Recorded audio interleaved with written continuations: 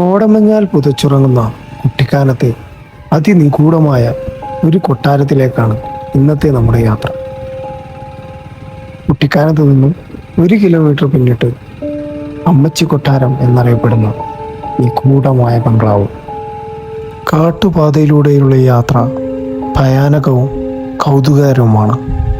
കൂറ്റൻ മരങ്ങൾക്ക് നടുവിൽ ദുരൂഹമായ നാലുകെട്ടും ഇടവഴികളും വലിയ മുറികളും നിറഞ്ഞ വലിയൊരു കൊട്ടാരം. ഈ പടുകൂറ്റൻ വൃക്ഷങ്ങളെല്ലാം നമ്മെ നോക്കി എന്തൊക്കെയോ പുലമ്പുന്നുണ്ട്. കാടിൻ്റെ ഭയാനകത വിളിച്ചു കാട്ടുന്ന തരത്തിലാണ് ഓരോ വൃക്ഷത്തിൻ്റെയും ഘടന.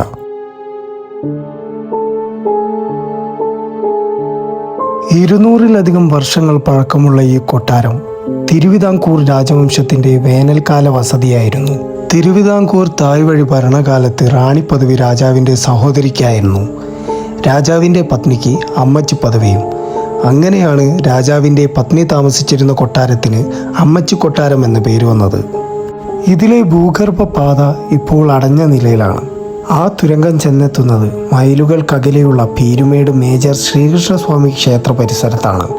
വർഷങ്ങൾക്ക് മുമ്പ് അത്യാഡംബരം നിറഞ്ഞ കെട്ടിടമായിരുന്നത് ഇന്ന് ജീർണാവസ്ഥയിലാണ്.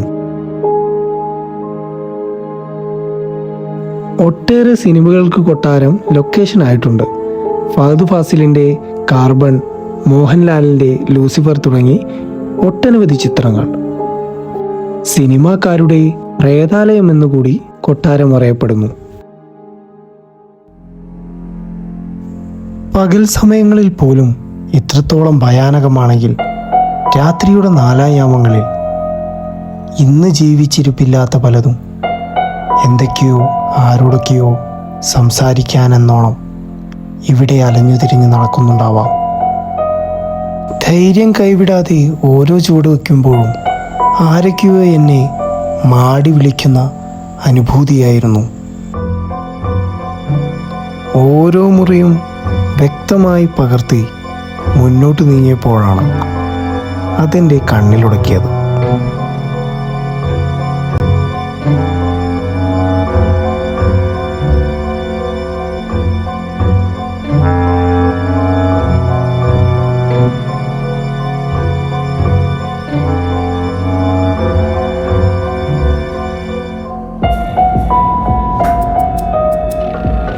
കുറച്ചുകൂടി നടന്നാൽ പാചകശാലയാണ്.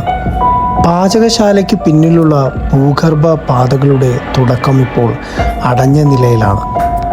ഇതിലൂടെയായിരിക്കാം പണ്ട് പല യാത്രകളും നടത്തിയിരുന്നത്. ചിദംബരം പിള്ള മെമ്മോറിയൽ സ്കൂളിന് സമീപം ഇന്നും ഇതിൻ്റെ ശേഷിപ്പുകളുണ്ട്.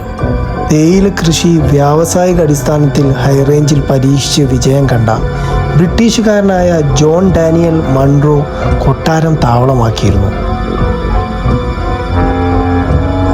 കാലങ്ങളായി പ്രദേശവാസിയായ ധർമ്മലിംഗമാണ് കൊട്ടാരത്തിൻ്റെ സൂക്ഷിപ്പുകാരൻ. ധർമ്മലിംഗം കുടുംബമായി ഇവിടെയാണ് താമസം.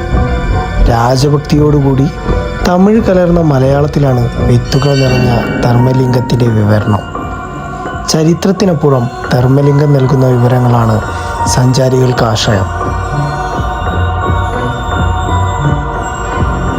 നിഗൂഢമായ ഈ കൊട്ടാരത്തെപ്പറ്റി ഒട്ടനവധി കഥകളാണ് പ്രചരിക്കുന്നത്. അതിലധികവും ഭൂതപ്രേത പിശാചുകളെ കുറിച്ചുള്ളതാണ്. ചിലരുടെ അനുഭവങ്ങളും കെട്ടുകഥകളും കൂടിക്കലർന്ന ഭയാനകത. 2 വഴികളാണ് കൊട്ടാരത്തിലേക്ക് പ്രവേശിക്കാനായുള്ളത്.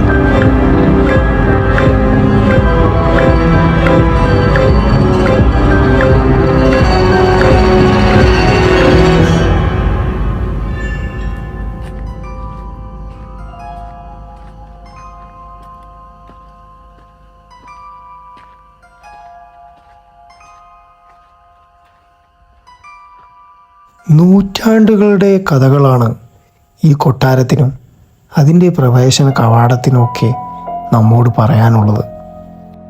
അന്ന് ജീവിച്ച മനുഷ്യരുടെ, അവരുടെ വികാര വിചാരങ്ങളുടെ, ഉച്ചനീചത്വങ്ങളുടെ, പടയോട്ടങ്ങളുടെ, അങ്ങനെ എന്തെല്ലാം തിരുശേഷിപ്പുകൾ. നമ്മോട് പറയാൻ ബാക്കി വെച്ച പലതും അവരോടൊപ്പം മണ്ണിലലിഞ്ഞു തീർന്നു.